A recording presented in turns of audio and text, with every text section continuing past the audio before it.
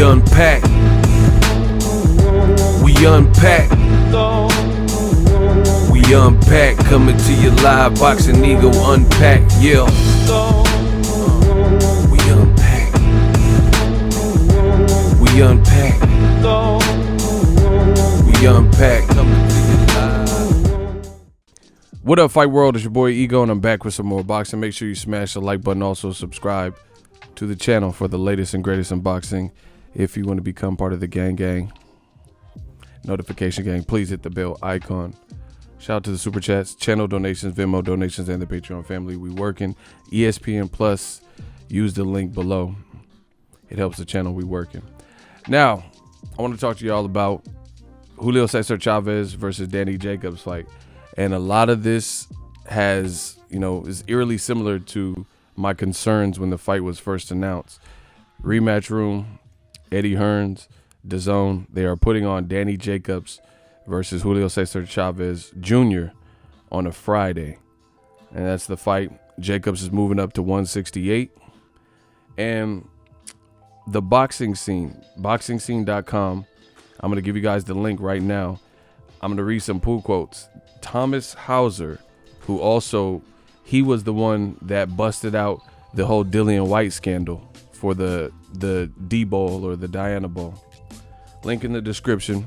Make sure you guys check it out. Wow. He wrote an article for Boxing Scene, and he went in. He definitely went in. He went in deep to kind of inform the fans as to what's going on, inconsistencies. Check that link in the description. And man, I feel like the DAZN curse strikes again, because it to me is not necessarily a great look.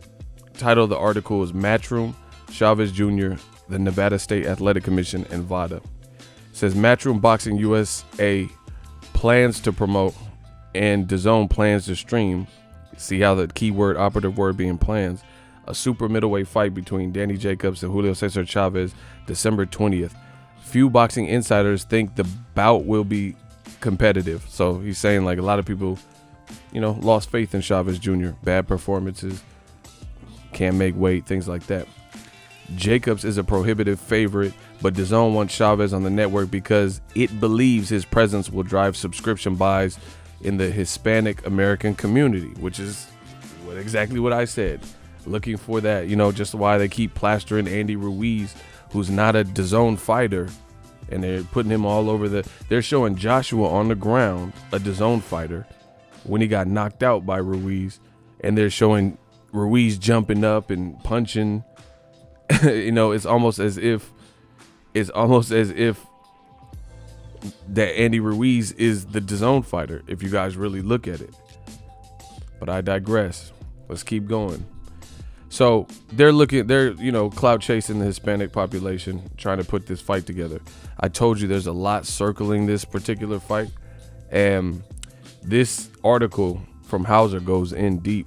It says, according to information transmitted by VADA to the Nevada State Athletic Commission, Julio Cesar Chavez Jr. arrived at the gym shortly before 2. At that time, the VADA collection officer introduced himself, and Chavez refused to provide him a sample. He repeated his refusal several times as the afternoon progressed. VADA president Dr. Margaret Goodman was contacted by Matchroom CEO Frank Smith and Sean Palmer, who's the counsel for Matchroom, who asked that the VADA collection officer remain on site while they sought to convince Chavez to provide the sample. At 4:35 p.m., so he got there at 2, stayed for 2.5 hours plus. At 4:35 p.m., after Chavez had left the gym and it was clear that he would not return to provide the sample, the VADA collection officer left. Okay. I want you guys to take that piece in. Like I stated before, that doesn't really sound good. You're putting on a fight. You're moving it from one state in the West Coast because he's banned to another state in the West Coast, and you have this scheduled, and you've already done a press conference. Listen, Chavez Jr. And then on top of that, a DAZN reporter, Chris Mannix, also tweeted that they have Gabe Rosado on this card on standby, right? Because they aren't confident that Julio Cesar Chavez Jr. can even make weight. So once again, the DAZN curse strikes again. And I'm going to keep going with the Hauser article. Make sure you check the link in the description. I'm not going to read the whole thing. It's very lengthy, very detailed. But these are accounts and like the information that was obtained as to what was going on, right? But as you guys can see already, sounds a little bit fishy. You get what I'm saying? And beyond the fishy aspect, I just feel it's a bit too much hassle, you know? Like, who does this? Why DAZN? I understand DAZN's been out a year plus, you know, they're the new kids on the block, Donnie Wahlberg, whatever. But my thing is, why would you want to inherit this type of baggage? This is precisely what I told you guys. Make sure you guys smash the like button. We are live. But this is precisely what I told you guys. You know, why would you want this much baggage associated with your fight? Miss Boxing says Chavez stated in an interview. See, this is going to be the fun thing about this new segment is I could hear from you guys as I'm reporting. So, you know, we could break it up a little bit. Miss Boxing says Chavez stated in an interview that he didn't have a license at the time, nor was the fight even signed. So he didn't feel he needed to take the test. Okay, so let's get back to the Thomas Hauser piece. So duly noted. Link in the description. So the guy waited 2.5 hours, stayed on site, and Chavez didn't, you know, no one convinced him or whatever. On October 30th, at the behest of Bob Bennett of the Nevada State Athletic Commission, they placed Chavez Jr. on a temporary suspension pending the result of a November 20th commission meeting or hearing, which I told you guys about. An attorney representing Chavez reached out informally to the Nevada Attorney General Office, which has jurisdiction over NSAC, for relief, but the Attorney General officer stood by Bennett. Thereafter, Eddie Hearns found a more compliant state athletic commission. Francisco Menes, executive director of Arizona Boxing and MMA Commission, said the fight could proceed in Arizona and that drug testing would be conducted by Drug Free Sport USA, and it says in parentheses, an organization that lacks the credibility of VADA. So this fight, according to this Thomas Hauser piece, is not going to have VADA testing. It's going to be Drug Free Sport USA, some other, you know, private independent company. And the Thomas Hauser piece says in parentheses, an organization that lacks the credibility of VADA. And I would have to say he's right, because we've all heard of VADA, WADA, USADA, but I haven't heard of this sport, you know, USA or whatever it's called. So as we dig and dive a little bit deeper, some of these things are just, you know, it doesn't look good. Drug Free Sport US, that's the company that is now in charge of drug testing. Chavez Jr. can't, you know, fail any drug tests or the fight signed. Okay. It says, after Arizona was announced as the site for the fight, Eddie Hearn told FightHype.com, quote, Julio Cesar Chavez Jr. hadn't signed up for the fight, hadn't signed up for VADA, and Nevada through VADA turned up to test him. And he said, quote, well, I haven't signed for the fight yet, so he didn't test, and they chose not to license him. So I went to Arizona, went to the other boxing commissions who said, we will license him, no problem. He just has to sign up for testing, which is he's done in full, and on we go. The article says, but Eddie Hearn's explanation is flawed. First, Thomas Hauser, he's coming with some heat. He said Eddie Hearn's explanation is flawed. First, under Nevada law, the Nevada State Athletic Commission has jurisdiction to test a fighter for performance-enhancing drugs once a promoter requests a date for a fight from the commission. And Matchroom had previously requested December 20th as the date for Jacob Chavez. Okay, so that's a great point. And see, this I'm the reason I want to go over this stuff with you guys is because I'm telling you my opinions from the outside looking in. I don't know all of the commission, every single rule and body of work. So, leave it to someone who knows a little bit more in that particular field. Like, that's good knowledge. So what Thomas Hauser is saying is Eddie Hearn's explanation doesn't make sense. He says from the moment you request a date and they book the MGM or T-Mobile or Cosmopolitan or whatever, they can drug test you, because it's really just finalizing contracts and crossing your T's and dotting your I's.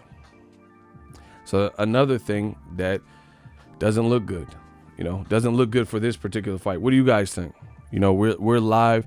Just in case you guys are watching this on the replay, we're trying something new. I'm doing a hybrid live stream, but then I'm going to re-air it on my channel. So I'm talking to the people you see on the screen and, just making it a little bit more interactive. But that's a good source and a good piece of knowledge to know that they said basically Thomas Hauser in his article, what he's saying is once you request the date, it's fair game.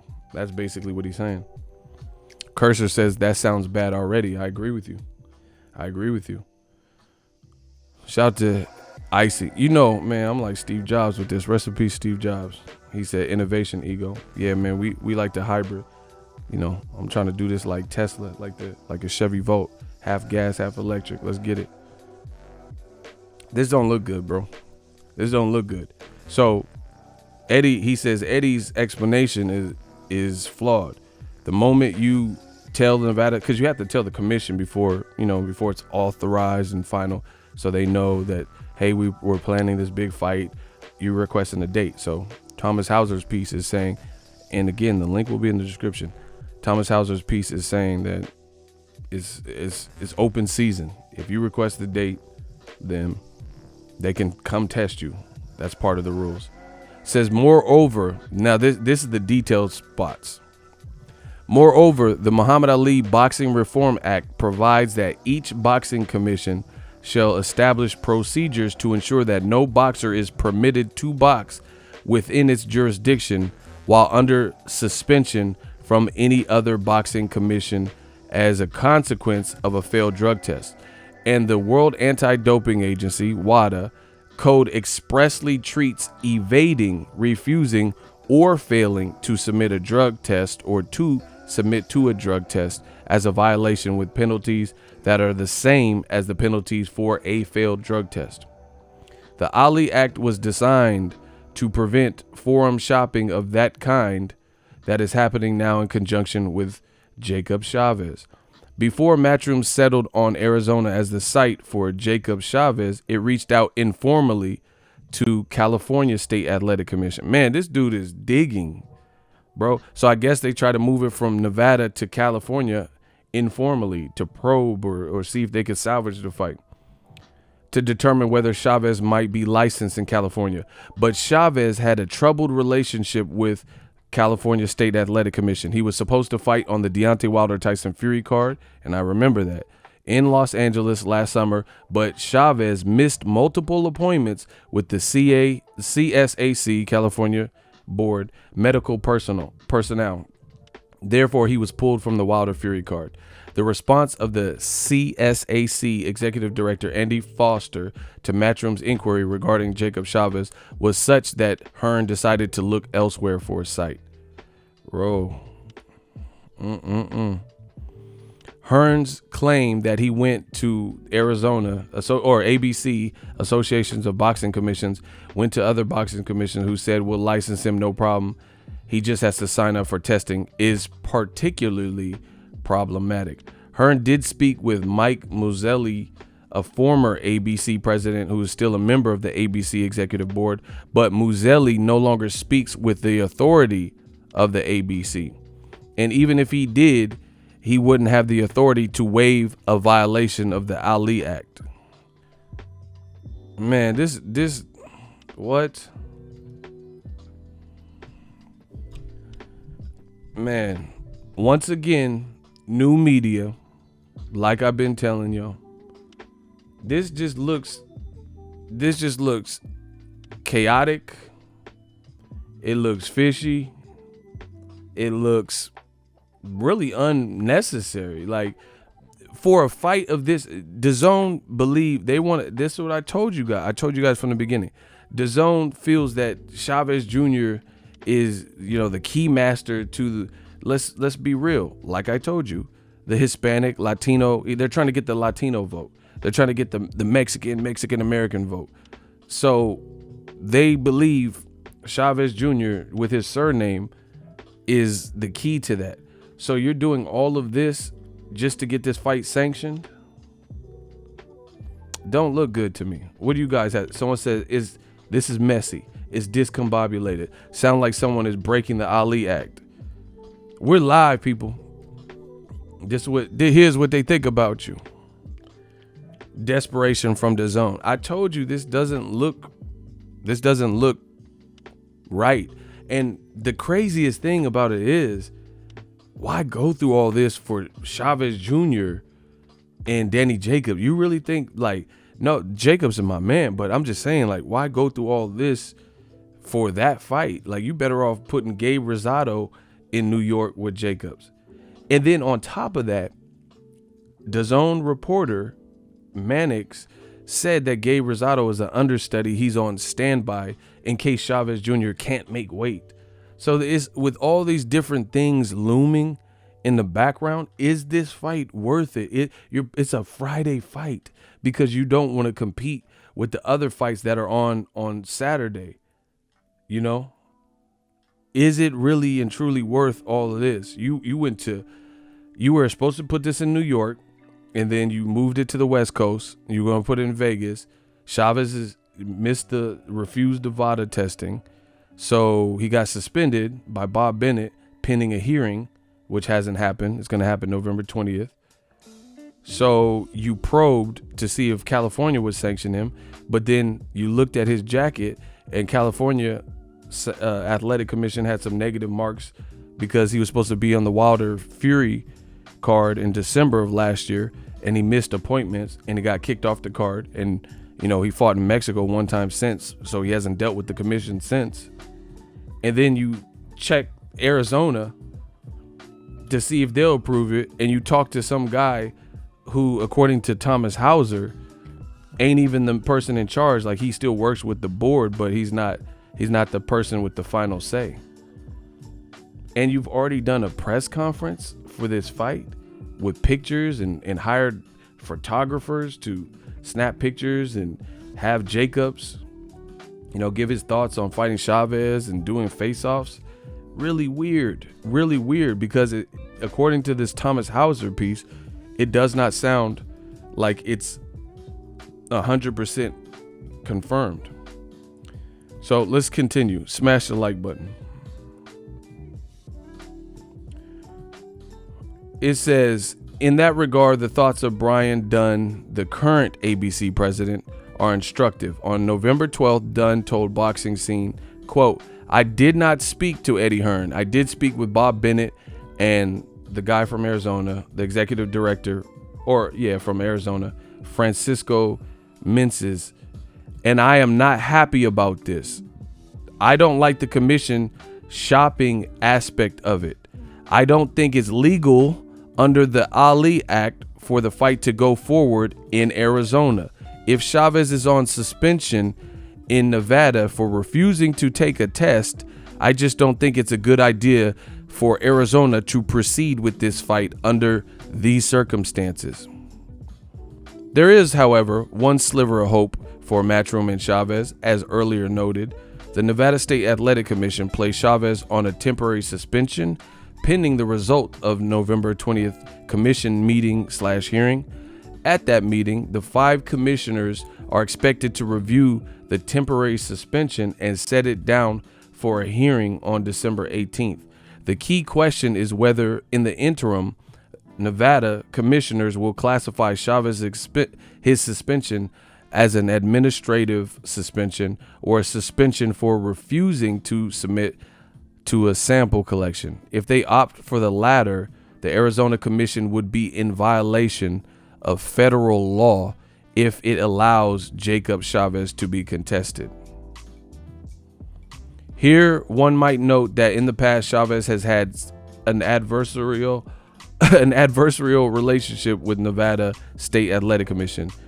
In 2009, he tested positive for furosemide, a banned diuretic, following a decision victory over Troy Rowland, and the results of the fight was changed to a no decision. He also tested positive for marijuana following a decision loss to Sergio Maravilla Martinez in Nevada in 2012, after which he was fined and suspended.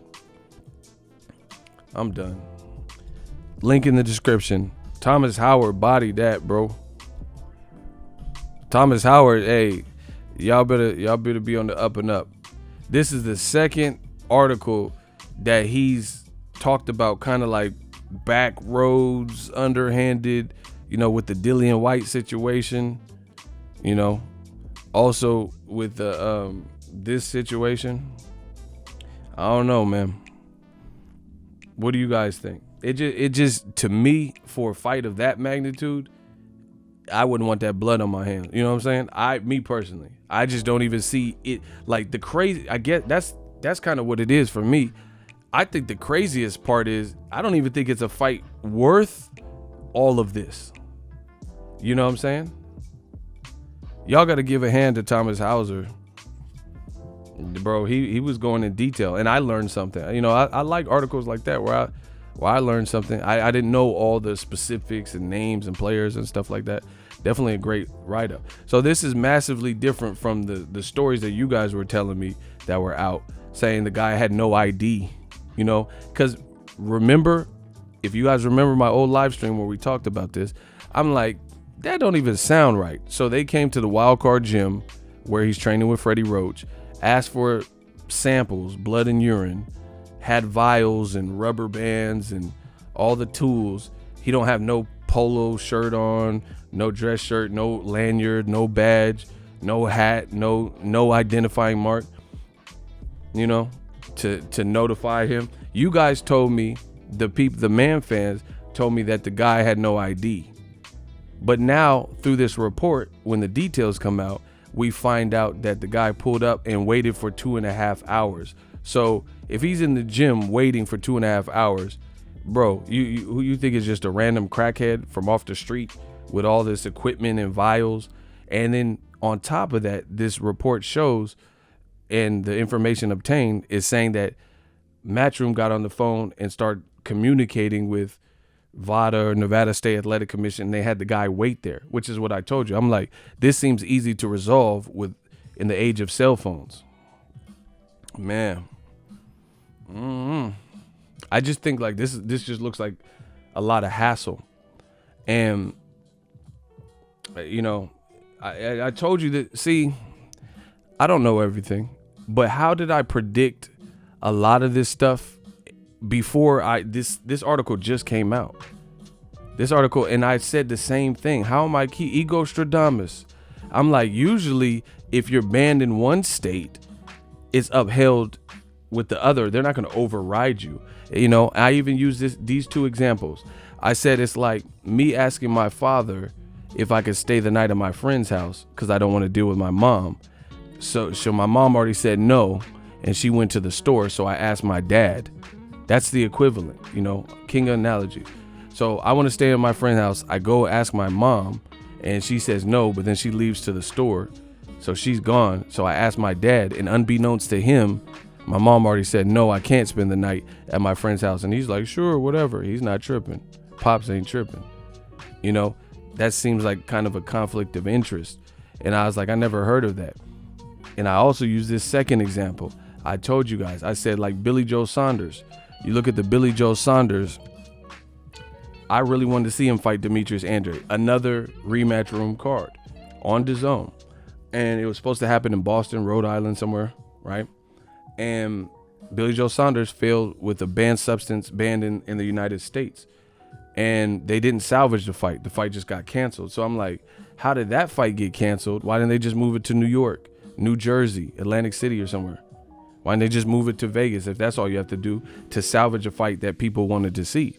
If all you have to do is check with another commission. So I never questioned it when it happened because I figured no other commission in the States is going to override a pre-existing ban. They're not going to license you, you know, in New York when you got this block that's public news for failing a drug test in Boston. So those are the two examples that I gave.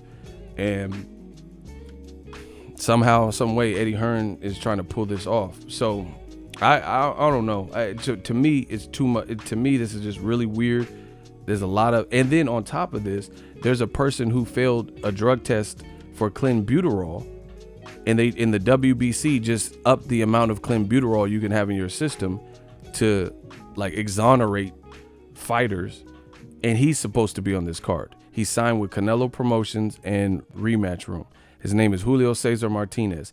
Tested positive for clenbuterol, and then now the WBC. He's a Mexican fighter, signed with Canelo, signed with Matchroom, and now all of a sudden the WBC has elevated the amount of clenbuterol that can be in one system before it's deemed to fail.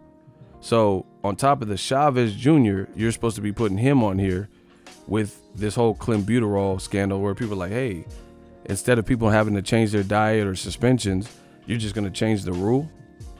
And then now you got this whole Chavez thing, and the commission told boxing scene, hey, I don't like this commission shopping.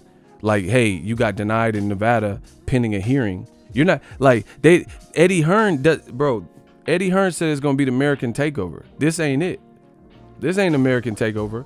You're supposed to deal with the Nevada, or Chavez is supposed to deal with Nevada State Athletic Commission and Bob Bennett November 20th. Eddie Hearn wants to expedite and get the ball rolling, close the year with this fight. So he just looked at California, looked at Arizona. So I don't know. I just feel like this is a lot going on and a lot surrounding this fight. And like, how do you do with tickets? You know, you just buy your ticket and hope the fight pushes through. I don't know, man. I don't know.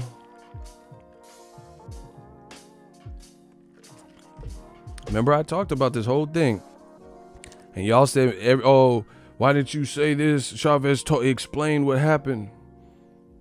Well, he has some more explaining. Lucy, you got some explaining to do. He got some more explaining to do, because this Thomas Hauser piece just came out, and it's making its rounds, and you know, I don't understand. I don't see how this moves the needle for boxing.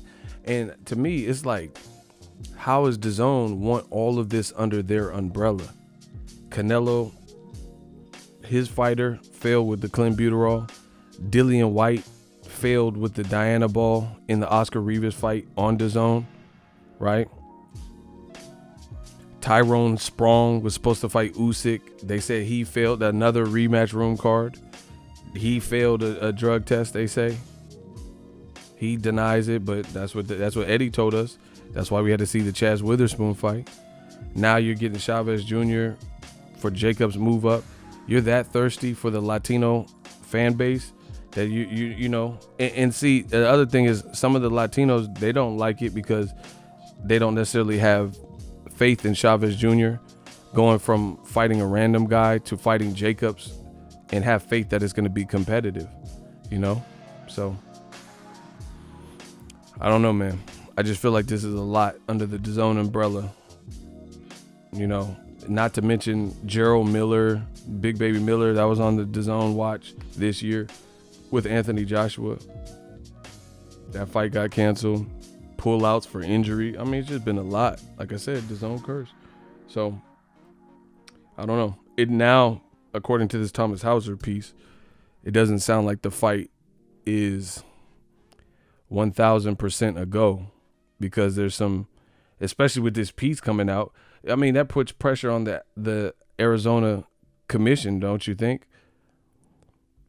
Hearn found a more compliant state athletic commission, and now they're supposed to be doing drug testing with Drug Free Sport USA. And Thomas Hauser literally put in parentheses an organization that lacks the credibility of VADA. And I don't know anyone that's ever heard of Drug Free Sport USA. That sounds like something they just created today, to say we drug test. I don't know, man. No, it's like maybe the UFC did something like this. Truth be told, I know my combat sports. Dana White did a move like this. Maybe Eddie Hearn got inspired, but Dana White might got more pull than you. And his situation was a little bit different. Dana White did it with John Jones. I don't know if it was it. Anybody? We live now. This is a live video, so y'all tell me. Was that the John Jones fight, the one that was in Nevada, and then they moved it to California? Was that this year or last year? I think it was this year, but there's a lot of fights that happened this year. But his situation was a little bit different because he had failed a drug test, got fined and suspended, and was banned since UFC 205 or whatever it was, and served his suspension. And he tested with microscopic elements of what he already tested positive for, right? And they said that remnants can show up in your system ongoing because, with that particular turnaball, or I forgot what he was on or what they said they had in his system. So that was a little bit different because they said you can show for that particular PED, you could show trace elements well after the initial test. So that was kind of plausible. Picograms, yeah. It was plausible that it was nothing new. It was just from what we already knew about, But with this, Chavez Jr. had a dude waiting for 2.5 hours and, didn't even do a test. And then he says, Chavez said, hey, come test me now. I'm ready now. That's not how that works. It defeats the whole purpose of a random blood and urine Olympic style testing if you tell them when to come. I mean, does that make any sense to anybody? Honestly, does that make any sense? So they pop up on you, pull up, say, hey, I'm here to collect. You got to fight with Jacobs. And then the person turns them away. Oh, the fight, I haven't signed the contract yet. But you're in negotiations about to fight Jacobs. It's your promoter, the guy promoting this, requested December 20th. So Thomas Hauser's piece says if they request the venue, then it's fair game because you have intent to fight in our state. So we can test you knowing you're trying to fight, and you have them in the gym waiting for 2.5 hours and different people trying to, the article says different people are trying to convince him to do the drug test, bro. I don't know. We'll see what Eddie Hearn has to say regarding this, but man, we got to clean up the sport. You got a guy waiting 2.5 hours and won't do it because a guy you want to fight and the venue is booked and the date, but you don't want to, you don't want to because just like, I don't know. It just doesn't look good. Perception doesn't look good. Shout out to Sterling Patterson. I love this format. This is cool. Sterling Patterson said that's like telling your PO when to test you. Facts. That's perfect example. I love Ego's Army. Perfect example. Yeah, you don't tell your probation officer, your PO, when to test you. They randomly pop up at the house and check up on you or, say, hey, get down here. Yeah, we're doing a live report stream, trying something new. That's my thoughts on it. We'll see how it all plays out. But it looks like, according to Thomas Hauser, there's more to this particular story. Do you guys have any thoughts or questions before I wrap this video up? We're just trying different things on the channel. Eddie said he was paranoid, but what is there to be paranoid? Like, somebody could test me right now. I'm ready. What you want? You want pee, blood, caca? I'll throw up in a bag like Jeff Goldblum in The Fly. Seth Brundle. What you want? So, and the other thing is insane to me. I don't see why DAZN would want the hassle. Like, I don't even think this is that big of a fight like that to go through this. Do you get what I'm saying? It's like It's almost like a girl who's pretty, but she's not that pretty to deal with her crazy ex. You know, he's a stalker and he's stalking y'all when y'all dating. She got 6 kids that are bad. You know, she has a drug problem and you don't. You know what I'm saying? Like, she looks cool, but she don't look good enough to go through this much baggage. You know, she's a klepto. Like, it just don't make sense, but we'll see how it all plays out. Ego live report. This is the first one. I'm going to try different things on the channel like this. I really like it, so I can, you know, do my reports, but mix it up for myself and for your entertainment. And yeah, if you enjoy what I'm doing, make sure you smash the like button. You could donate, hit the subscribe button. As always, hate, comment, and subscribe. Till next video is Ego, signing off. So if you enjoyed this video and want more content like this on the channel, you can show your appreciation by going to the PayPal donate button or the YouTube support button, and you can donate any amount that you feel is equivalent to the value of this video. Much more to come. Thank you guys for your support. Boxing Ego, the future of boxing.